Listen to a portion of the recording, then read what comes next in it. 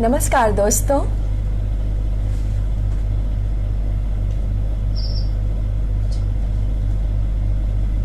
शैलजा जी, क्या मेरी आवाज साफ आ रही है?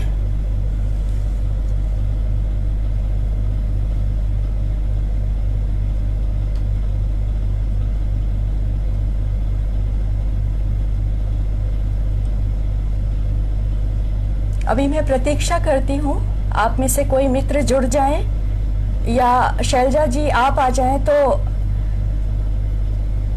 मुझे बताइएगा। रागिनी सिंह जी, बहुत स्वागत आपका।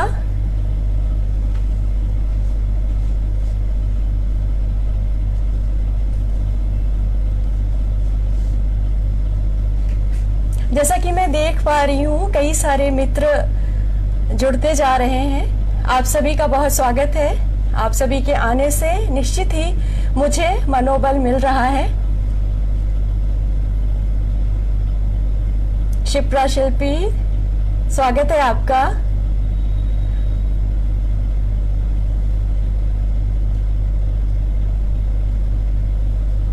एक बार शैलजा जी आ जाएं तो मैं कार्यक्रम की शुरुआत करती हूँ।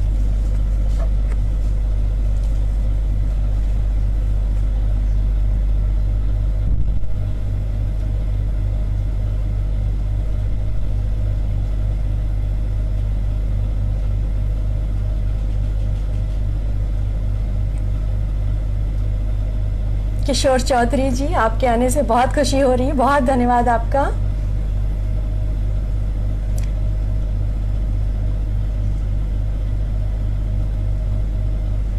दोस्तों, बस कुछ ही पलों में मैं अपनी कुछ रचनाएं आपके साथ साझा करूंगी। शैलजा सिंह जी, यदि आप आ जाएं तो मुझे सूचित करें ताकि मैं कार्यक्रम को आगे बढ़ा सकूं। और मेरे मित्र मुझे ये बताएं कि क्या मेरी आवाज आप तक बिल्कुल साफ पहुंच रही है?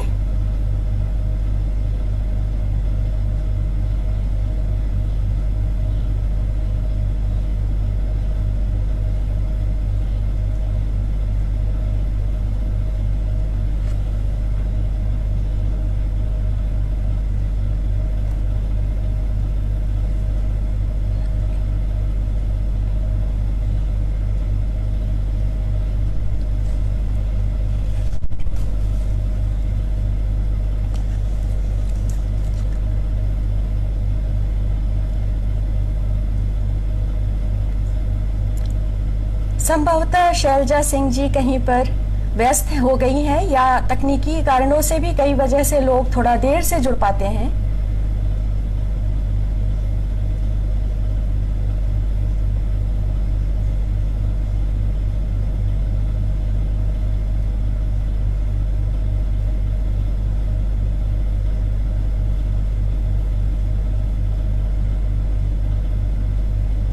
दोस्तों, आप में से कोई मुझे एक मैसेज के जरिए ये बताए कृपया कमेंट बॉक्स में कि मेरी आवाज साफ है, आप तक पहुंच रही है।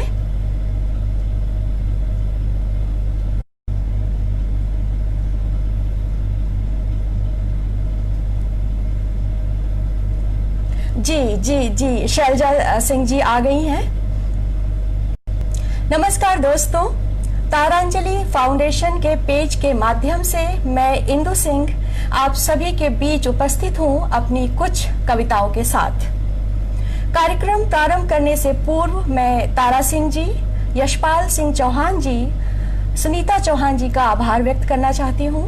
साथ ही मैं तारांजलि फाउंडेशन की अध्यक्ष शैलजा सिंह जी का हार्दिक आभार व्यक्त करती हूं, जिनके आमंत्रण पर ही आज मैं आप सभी के बीच अपनी रचनाएं लेकर उपस्थित हुई हूँ। तो दोस्तों, कार्यक्रम की शुरुआत मैं अपनी एक रचना जिंदगी से करती हूँ। जिंदगी के बहुत सारे पहलू हैं, रूप हैं, सभी के अपने अपने अनुभव हैं और ठीक वैसे ही मैंने भी जीवन और जिंदगी पर कई तरह के कविताएं करी हैं। पहली कविता जो आज मैं साझा कर रही हूँ वो है जिंदगी।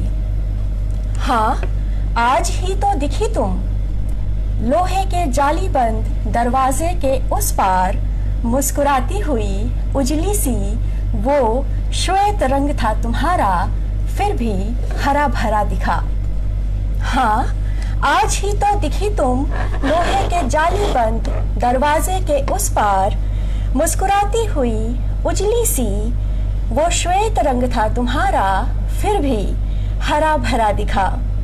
कितनी मासूमियत से पूछा था तुमने सवाल, क्यों हो मुझसे दूर बंद सीखचों के साथ।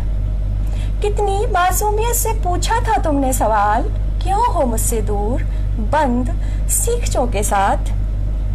बस इतनी ही दूरी है, खत्म कर दो इसे।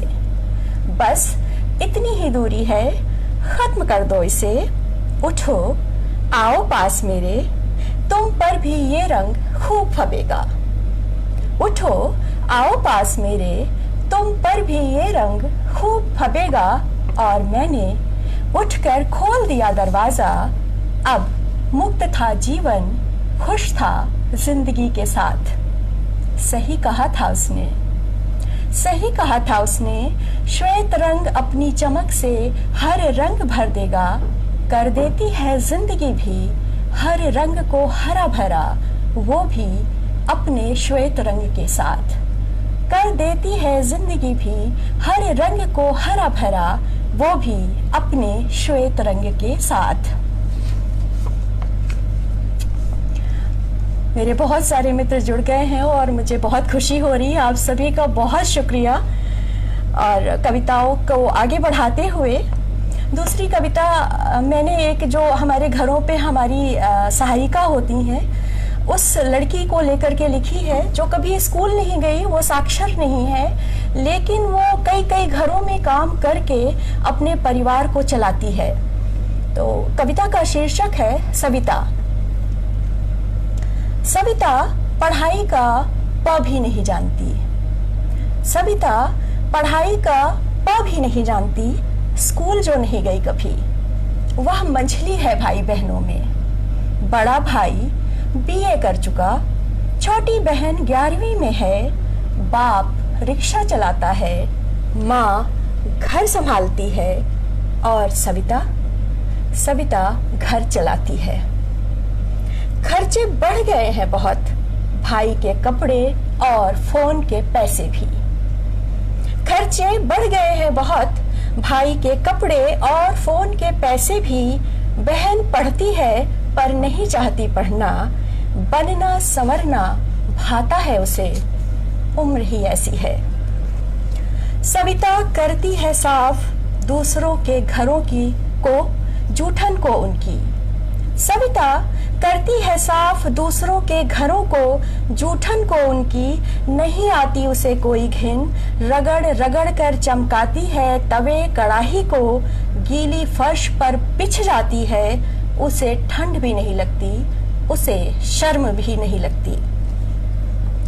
बर्तन साफ नहीं, झाड़ू ठीक से नहीं लगाई, सुनना उसकी आदत में है शामिल। बर्तन साफ नहीं, झाड़ू ठीक से नहीं लगाई, सुनना उसकी आदत में है शामिल।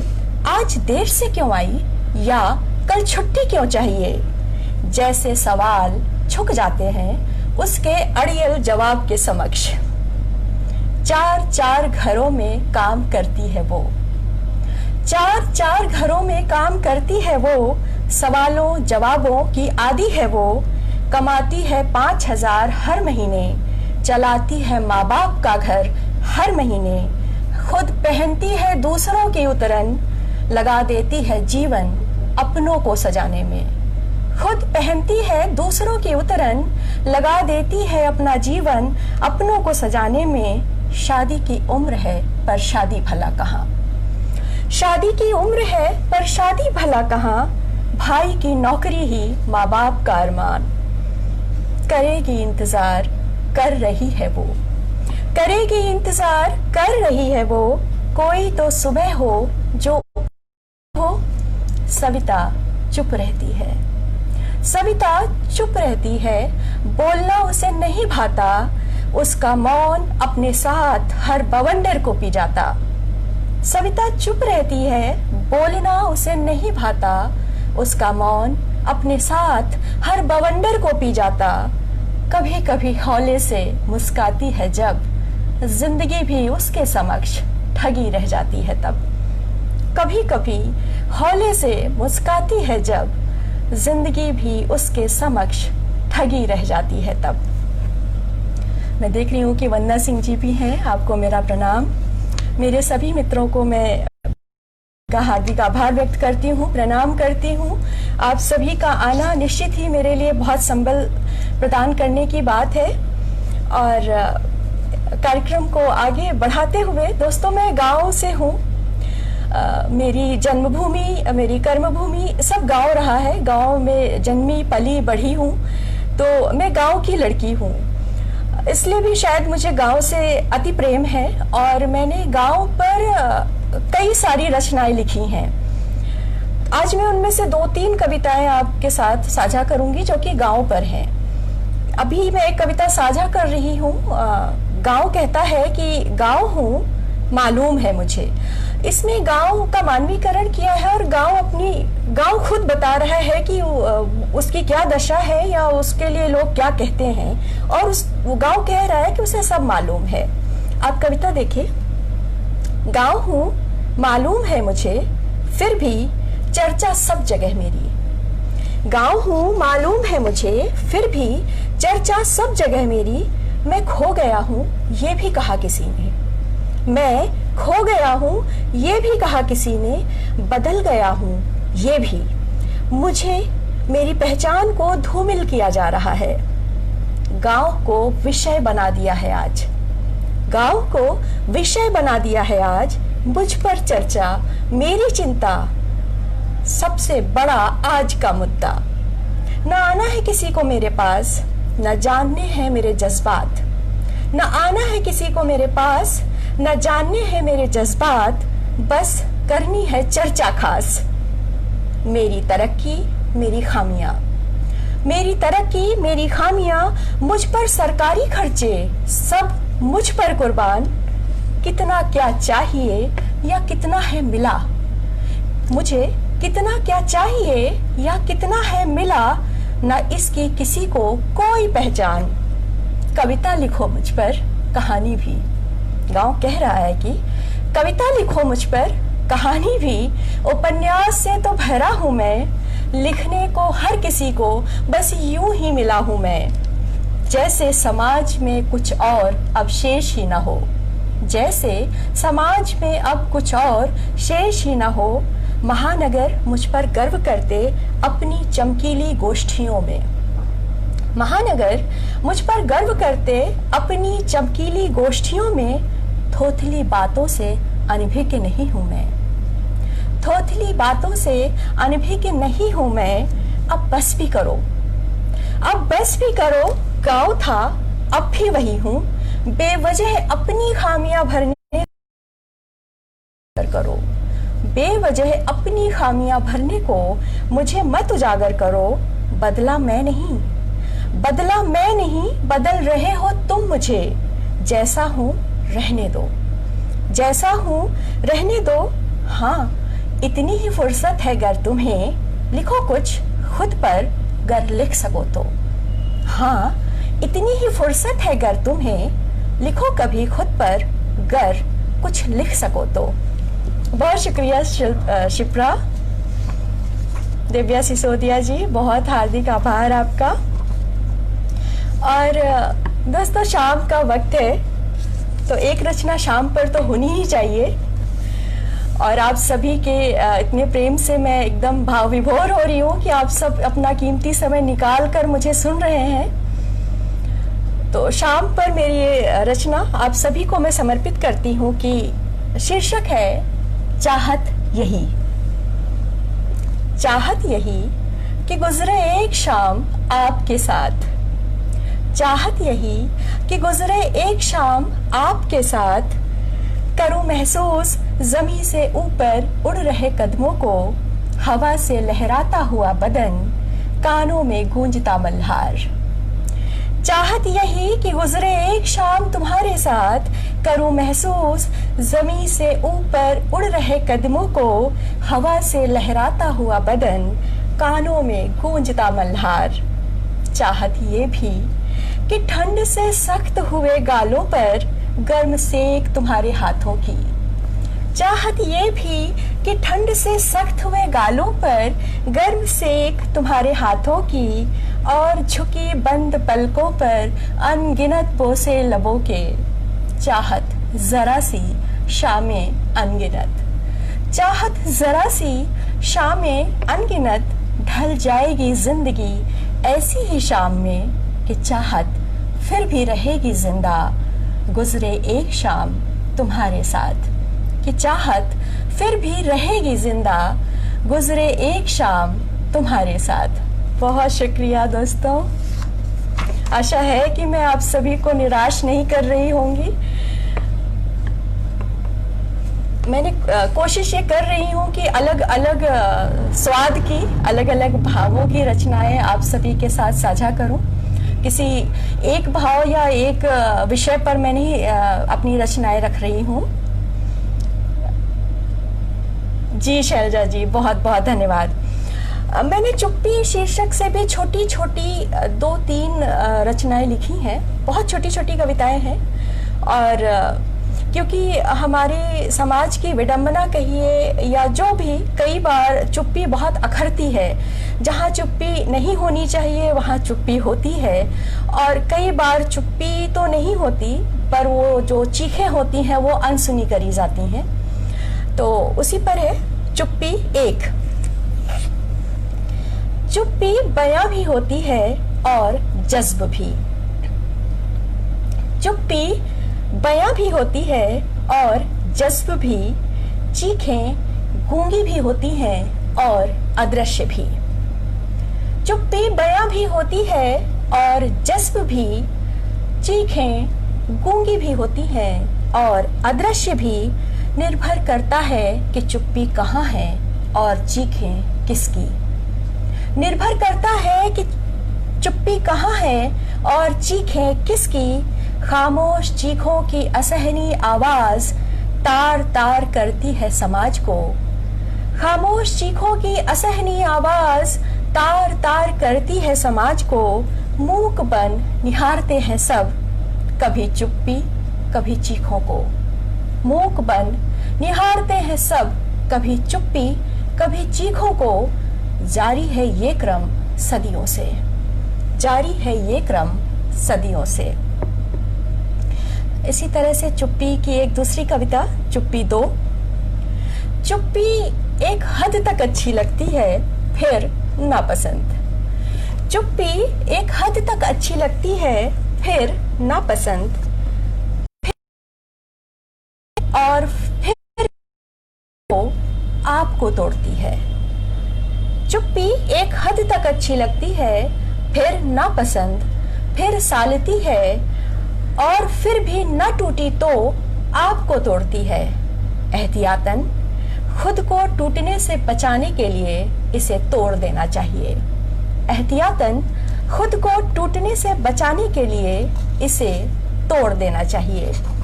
और चुप्पी 3। चुप्पी बड़े काम की चीज है जब चाहे साध लो। चुप्पी बड़े काम की चीज है जब चाहे साध लो, माहौल का रुख ही बदल दो। चुप्पी बड़े काम की चीज है जब चाहे साध लो, माहौल का रुख ही बदल दो। खुशनुमा को गमगीन तो कभी बदतर हालात को और बदतर कर दो।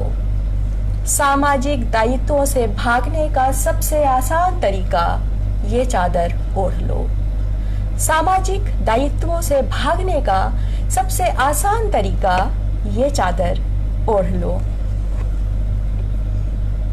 बहुत शुक्रिया, मेरे बहुत सारे मित्र कमेंट्स कर रहे हैं और ये निश्चित ही मेरे लिए बहुत ही खुशी भरे पल हैं।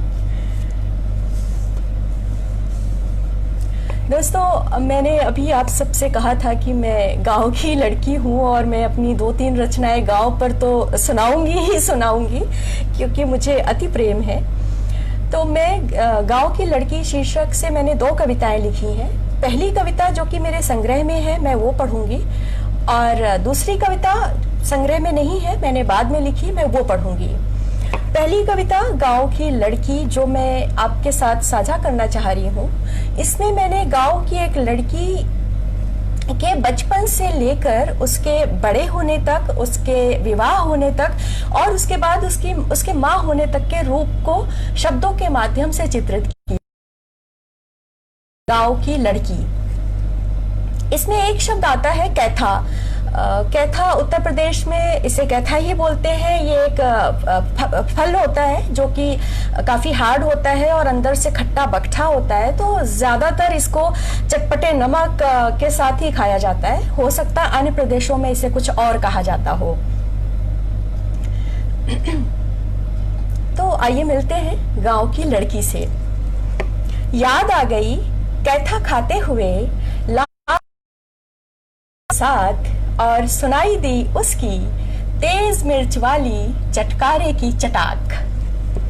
याद आ गई कैथा खाते हुए लाल मिर्च वाले नमक के साथ और सुनाई दी उसकी तेज मिर्च वाली चटकारे की चटाक। फिर फीते से बंधी तेल लगी कसी हुई दो चोटियां।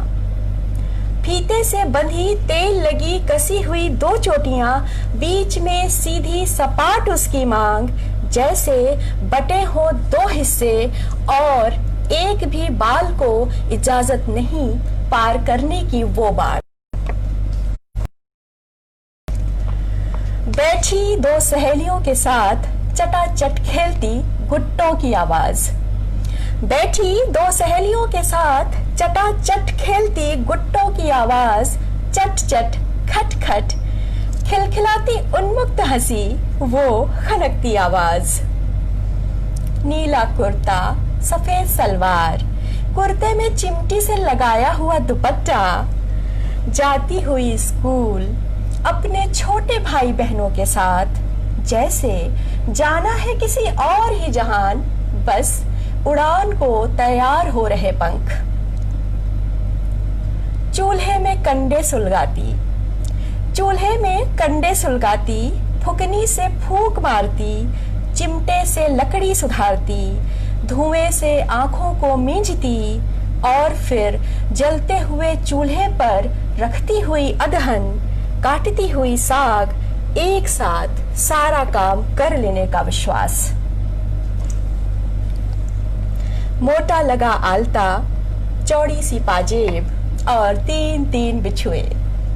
मोटा लगा आलता, चौड़ी सी पाजेब और तीन तीन बिछुए, लाल साड़ी, सपाट मांग में आखिर तक भरा सिंदूर, माथे पे बड़ी सी बिंदी, कलाइयों में भरी चूड़ियां, ओढ़े हुए पिछौरी, लंबा सा घूंघट, थोड़ी हील की चप्पल, एक नया ही रूप।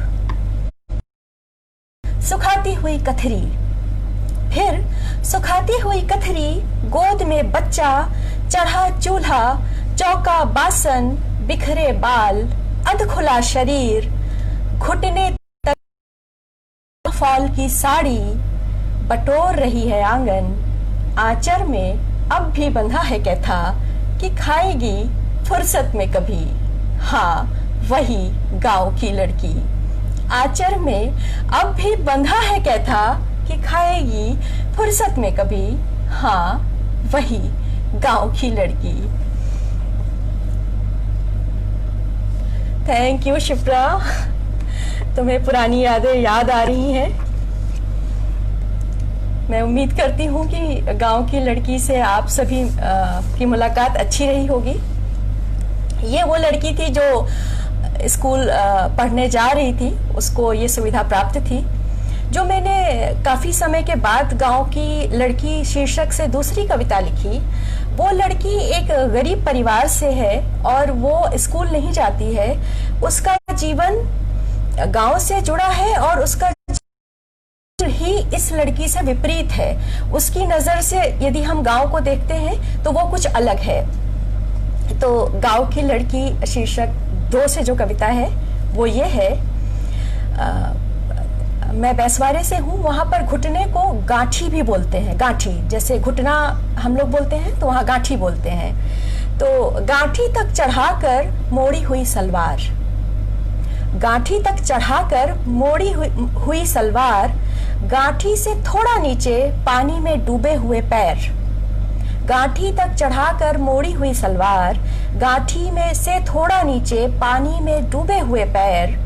सीख रही है वो चाची, काकी, नानी और बुआ के साथ कि कैसे लगाते हैं धान की बेड़। सीख रही है वो चाची, काकी और बुआ के साथ कि कैसे लगाते हैं धान की बेड़। सीधी एक कतार में खोस रही है पौध, सीधी एक कतार में खोस रही है पौध, सोचते हुए कि जीवन है ये, लेकिन कितना सीधा कितना नरम।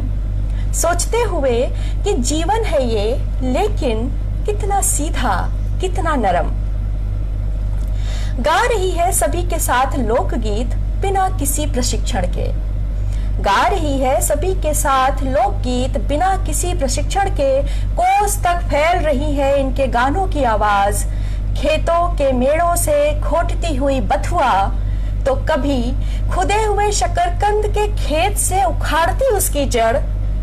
कुर्ते से ही रगड़ कर पोंछ लेती और लेती उस जड़ की मिठास का आनंद। फिर सोचती जितनी मिठास जड़ में उतनी कहीं नहीं, जितनी मिठास जड़ में उतनी कहीं नहीं। फिर बप्पा काहे गए परदेस, फिर बप्पा काहे गए परदेस। हरहा चराने जाती, हरहा चराने जाती, हाथ में बांस की छोटी सी लाठी से करती नियंत्रित गाय, भैंस और बकरियों को। हरहा चराने जाती, हाथ में बांस की छोटी सी लाठी से करती नियंत्रित गाय, भैंस और बकरियों को। लाठी उठानी भी न पड़ती, समझ जाते जानवर कि जाना है किस ओर। पकी हुई फसल सोने सी चमकती। जो उसने धान रोपे थे, जब वो पक गए, वो सुनहरे हो गए, उसको काटने का वक्त आया, तब वो सोचती है कि पकी हुई फसल सोने सी चमकती, अब काटना है उसे कभी रोपा था जिसे। ले हाथों में हंसिया काट रही है वो, जीवन सत्य को स्वीकार कर लिया है उसने। ले हाथों में हंसिया काट रही है वो, जीवन सत्य को स्वीकार कर लिया है उसने। जो सोने सा लगे वो सोना नहीं, जो सोने सा लगे वो सोना नहीं। चुप रहती है वो न कभी कुछ कहती, चुप रहती है वो न कभी कुछ कहती। नन्हे से दिमाग में न जाने क्या क्या सोचा करती। हाँ वही गांव की लड़की, हाँ वही गांव की लड़की।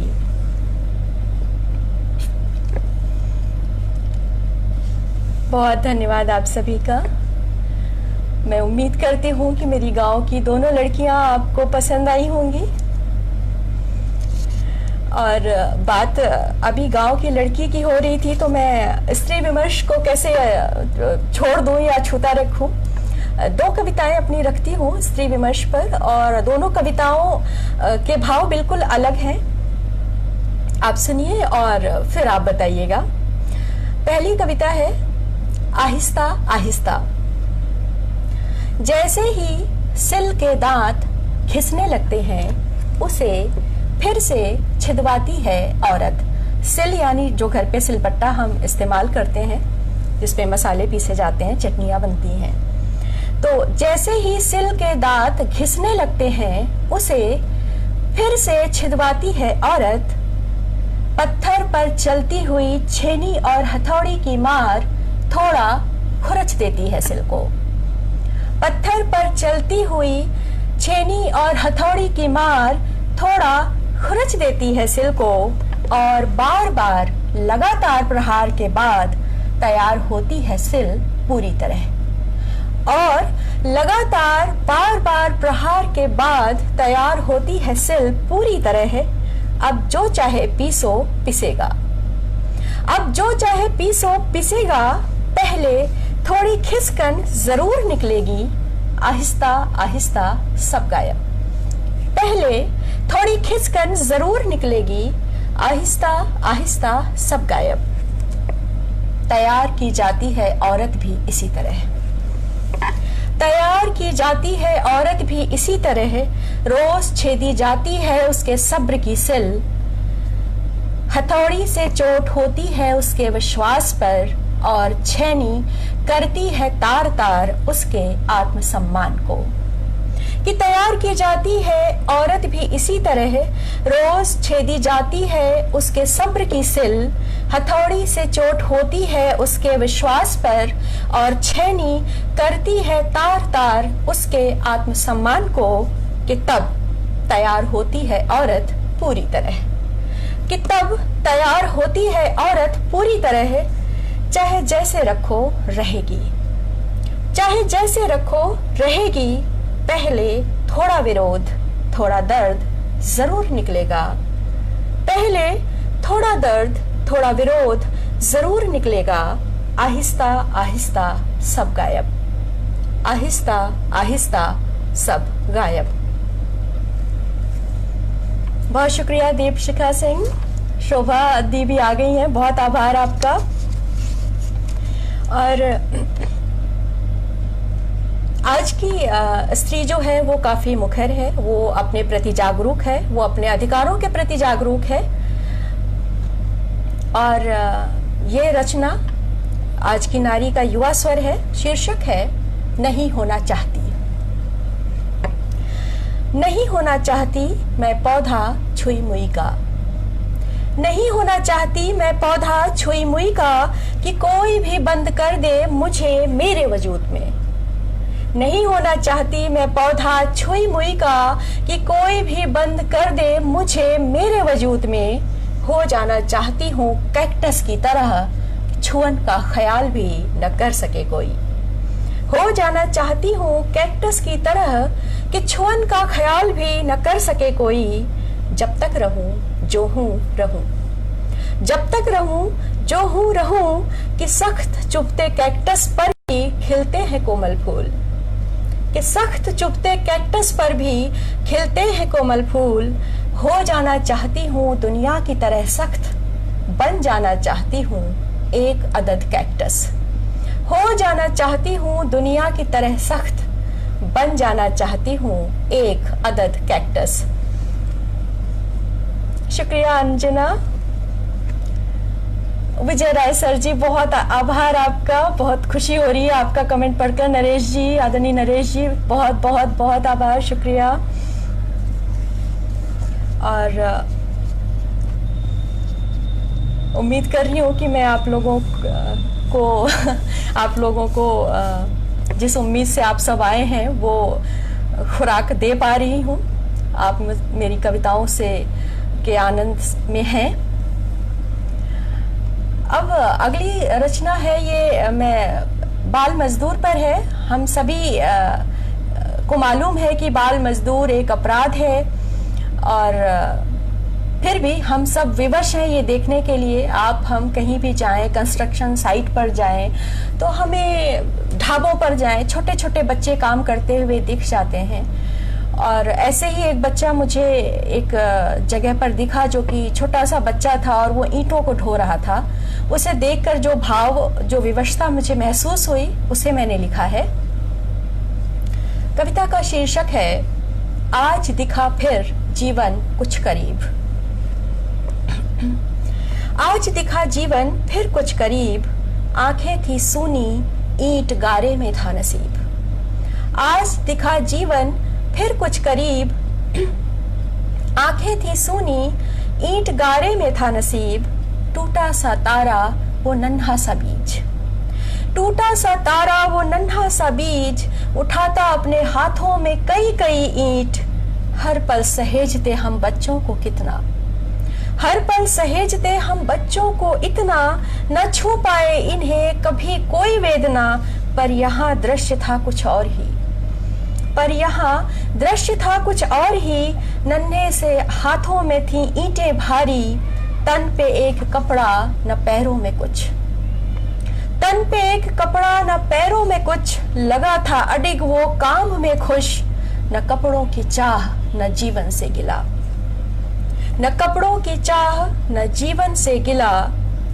आंखों में उसकी सिर्फ शून्य मिला, भर आया हृदय छलक गई आंखें, भर आया हृदय छलक गई आंखें। ये बेबसी है क्या कैसे बाटें, ये बेबसी है क्या कैसे बाटें। इन आंखों ने बटोरा है उस जीवन का सच, इन आंखों ने बटोरा है उस जीवन का सच, नहीं जिसके आगे चलता कोई बस, नहीं जिसके आगे चलता कोई बस।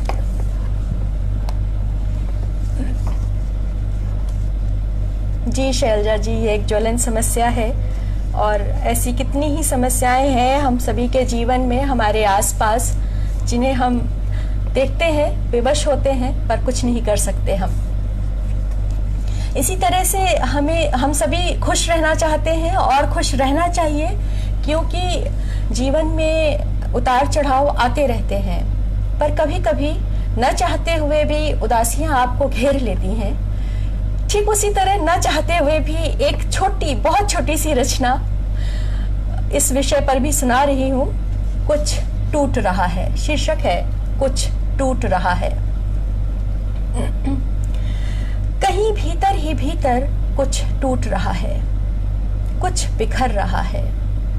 कहीं भीतर ही भीतर कुछ टूट रहा है, कुछ बिखर रहा है। जैसे बिखर जाए हाथों से राई, जैसे बिखर जाए हाथों से राई, टूट जाए अचानक मन चाहा फूलदान। कहीं भीतर गहरे गड़ रहे हैं टूटे टुकड़े, कहीं भीतर गहरे गड़ रहे हैं टूटे टुकड़े। उनमें फंसी बिखरी राई भी समेटी नहीं जाती, उनमें फंसी बिखरी राई भी समेटी नहीं जाती। इतनी गहराई में जा टूटा है कुछ कि आवाज उसकी, पीर उसकी ध्यान से भी नहीं सुनी जाती। इतनी गहराई में जा टूटा है कुछ कि आवाज उसकी, पीर उसकी ध्यान से भी नहीं सुनी जाती। काश इन भीतर की गहराइयों के रास्तों का पता होता, काश इन भीतर की गहराइयों के रास्तों का पता होता। सजा देते नया फूलदान, वो भी पीली राई से खिला हुआ। काश इन भीतर की गहराइयों के रास्तों का पता होता, सजा देते नया फूलदान, वो भी पीली राई से भरा हुआ, वो भी पीली राई से भरा हुआ। वंदना दी, बहुत आभार आपका। बहुत सारे मित्र हैं जिनको कि मैं आप सभी को का आभार व्यक्त कर रही हूँ, क्योंकि कविता पाठ में कई बार ध्यान नहीं जाता है कि आप में से किस किस ने मुझे कमेंट करा है। आप लोग मेरी रचनाएं पसंद कर रहे हैं, इससे मेरा मनोबल निश्चित ही बहुत बढ़ रहा है। बहुत शुक्रिया आप सभी का। कार्यक्रम को आगे ले जाते हुए मैं एक रचना ऐसी भी रखना चाहती हूँ जिसके कई पहलू ध्यान पे रखकर ये रचना मेरे सामने आई थी, और ये यथार्थ है। हमारे देश में साक्षरता की कमी है या जागरूकता की कमी है, आर्थिक अभाव, आर्थिक तंगी इस कदर है क्योंकि जनसंख्या बहुत अधिक है, तो उसमें न चाहते हुए भी कई बार बड़ों के साथ साथ बच्चे भी ऐसी गलती कर बैठते हैं जो कि बहुत ही द्रवित करने वाली होती है। ऐसी ही एक रचना है। एक बेटी ने अपनी माँ के लिए, माँ के गर्भपात के लिए क्या कर दिया, आप रचना सुनिए। शीर्षक है ये कैसा यथार्थ। हालांकि विचलित करती हैं ऐसी रचनाएं। ये कैसा यथार्थ। कुलटा कुलच्छनी सोई आज हम उम्र चचेरे चाचा के साथ। कुलटा कुलच्छनी सोई आज हम उम्र चचेरे चाचा के साथ, मिटा दी मर्यादा कटा दी नाक। उफ, उम्र का ये बढ़ता बोझ संभाला न गया। उफ, उम्र का ये बढ़ता बोझ संभाला न गया, न कर सकी इंतजार बाप की खोज का।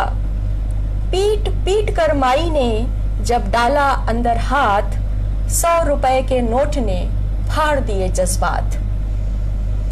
पीट पीट कर माई ने जब डाला अंदर हाथ, 100 रुपए के नोट ने फाड़ दिए जज्बात। पसीने से कुछ गीला मुड़ा तुड़ा वो नोट। पसीने से कुछ गीला मुड़ा तुड़ा वो नोट, अपने बेटी का जिस्म नोच। पसीने से गीला मुड़ा तुड़ा वो नोट, ले गया साथ अपने बेटी का जिस्म नोच। कल ही तो रो रही थी मैं, कल ही तो रो रही थी मैं इस नोट के लिए, मिल जाए घर तो जाऊं किसी डॉक्टर के पास, ले आऊं कोई दवा जिससे हो जाए गर्भपात। कल ही तो रो रही थी मैं इस नोट के लिए, मिल जाए घर तो जाऊं किसी डॉक्टर के पास, ले आऊं दवा जिससे हो जाए गर्भपात। 4 बच्चे हैं और अब न चाहिए, 4 बच्चे हैं और अब न चाहिए, रोटी इनकी अटती नहीं, जान मेरी मिटती नहीं, कहते हुए जब खानी चाही थी गोली मैंने धतूरे की, रोक लिया था मेरा हाथ। रोटी इनकी अटती नहीं, जान मेरी मिटती नहीं, कहते हुए जब खानी चाही थी गोली धतूरे की, रोक लिया था मेरा हाथ। न करो माँ ऐसा, सब ठीक हो जाएगा, न करो माँ ऐसा, सब ठीक हो जाएगा। न समझी थी दिलासा का मतलब उस माँ को इतना भारी लग रहा है अब ये कि न समझी थी दिलासा का मतलब उस वक्त मैं, सोचा था उठा लूंगी कोई भार खुद से भारी, सोचा था उठा लूंगी कोई भार खुद से भारी, न सोचा था मगर बेटी न रहेगी कुंवारी, न सोचा था मगर बेटी न रहेगी कुंवारी। अब क्या करूं इस नोट का, अब क्या करूं इस नोट का, ये सोचते हुए पकड़ कुलच्छनी बेटी का हाथ, ले जाती है खींचकर वो अपने साथ, कराने होंगे अब 2 गर्भपात, कराने होंगे अब 2 गर्भपात। जी शिप्रा, बिल्कुल ये मार्मिक है, मेरे लिए ना लिखना आसान था ना ही इसको आज पढ़ पाना आसान रहा है, पर ये हमारे समाज की ही रचनाएं हैं, हमारे इर्द गिर्द मौजूद हैं ये सब।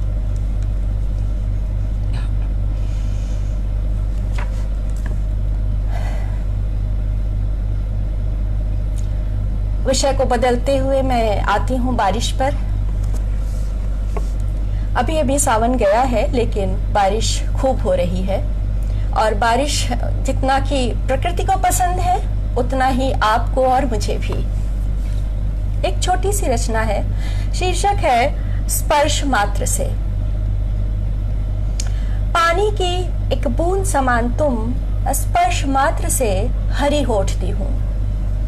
पानी की एक बूंद समान तुम, स्पर्श मात्र से हरी होठती हूँ। आ जाती है सूखे कुम्हलाए पत्तों में जान, आ जाती है सूखे कुम्हलाए पत्तों में जान, और हवा के साथ जी उठता है जीवन, कि तुम्हारा दिखना भर उमड़ने लगते हैं बादल, कि तुम्हारा दिखना भर उमड़ने लगते हैं बादल। घेर आती हैं घटाएं, चूम जाती हैं मुझे, दे जाती हैं पैगाम कि बस आने को हो तुम, कि तुम्हारा दिखना भर उमड़ने लगते हैं बादल। घेर आती हैं घटाएं, चूम जाती हैं मुझे, दे जाती हैं पैगाम कि बस आने को हो तुम, और सूख रही जड़ों में लौट आती है जान तुम्हारे स्पर्श मात्र से, और सूख रही जड़ों में लौट आती है जान तुम्हारे स्पर्श मात्र से। वाह, किशोर जी के यहाँ बारिश भी हो रही है, ये तो बहुत अच्छी बात है, बारिश की रचना और उधर बारिश का माहौल। बहुत शुक्रिया। मेरे ख्याल से शैलजा जी मुझे बता दीजिएगा, जबकि मुझे मेरे ख्याल से मेरा समय शायद समाप्त होने वाला हो। लेकिन मैं अपनी एक रचना के बगैर तो कार्यक्रम को समाप्त नहीं कर सकती हूँ। पिता पर लिखी मेरी यह रचना है, उनके पिताओं को समर्पित है, और इस रचना ने ही मुझे मेरे ब्लॉग से और सोशल मीडिया पर एक पहचान दी। इस रचना को लोगों ने बहुत अधिक सराहा, क्योंकि इससे बेटियों ने खुद को जुड़ा हुआ पाया, और वही स्थिति पिताओं की रही। हालांकि पहले मैं ये कविता पढ़ते हुए भावुक हो जाती थी, पढ़ नहीं पाती थी, पर लगातार प्रयास के बाद मैं अब ये कविता पढ़ पाती हूँ। बस एक घूंट पानी की इजाजत चाहूंगी आप सभी से। तो कार्यक्रम की अंतिम रचना के है ये शीर्षक है पापा आप हो सबसे खास।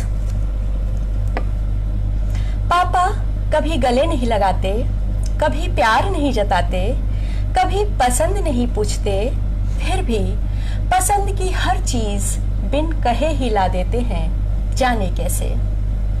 पापा कभी गले नहीं लगाते, कभी प्यार नहीं जताते, कभी पसंद नहीं पूछते, फिर भी पसंद की हर चीज बिन कहे ही ला देते हैं, जाने कैसे। बात करना उन्हें पसंद नहीं, चुप ही रहते हैं अक्सर। बात करना उन्हें पसंद नहीं, चुप ही रहते हैं अक्सर। मन की सारी बातें जान जाते हैं मन से, बिन कहे सब कह जाते हैं, जाने कैसे।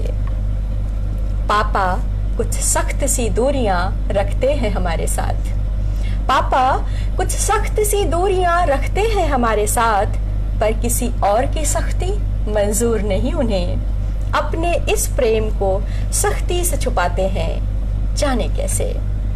अपने इस प्रेम को सख्ती से छुपाते हैं, जाने कैसे। फर्क नहीं उन्हें हम दूर हो कि पास या कि किसके साथ। फर्क नहीं उन्हें हम दूर हो कि पास या कि किसके साथ, जबकि फर्क है उन्हें हम कहाँ हैं और हैं किसके साथ। जबकि फर्क है उन्हें कि हम कहाँ हैं और हैं किसके साथ। कहते नहीं, जताते भी नहीं, छुपाते हैं जज्बात, जाने कैसे।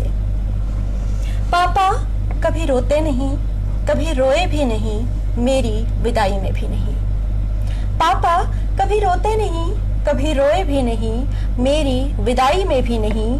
खूब रोए थे विदा होते ही, जोर जोर से सब बताते हैं। पापा कभी रोते नहीं, कभी रोए भी नहीं, मेरी विदाई में भी नहीं। खूब रोए थे विदा होते ही, जोर जोर से सब बताते हैं। आंसुओं के असीम सागर को सदा ही छुपाते हैं, जाने कैसे। उठकर चल देते हैं जब भी बात होती है कोई भावुक सी। उठकर चल देते हैं जब भी बात होती है कोई भावुक सी। कहते हैं फालतू बातें करती हो तुम सभी, अपनी भावनाओं को कभी बहने नहीं देते, जाने कैसे। पापा का जीवन हूं मैं और मेरा सब कुछ वो। पापा का जीवन हूं मैं और मेरा सब कुछ वो। न कभी खुद कहते हैं, न कभी कहने देते हैं। जब भी कहना चाहूं बात बदल देते हैं, जाने कैसे। पर आज कहती हूँ न रोक सकेंगे आप। पर आज कहती हूँ न रोक सकेंगे आप। मेरे पापा आप हो सबसे खास। मेरे पापा आप हो सबसे खास। बहुत बहुत शुक्रिया आप सभी का दोस्तों।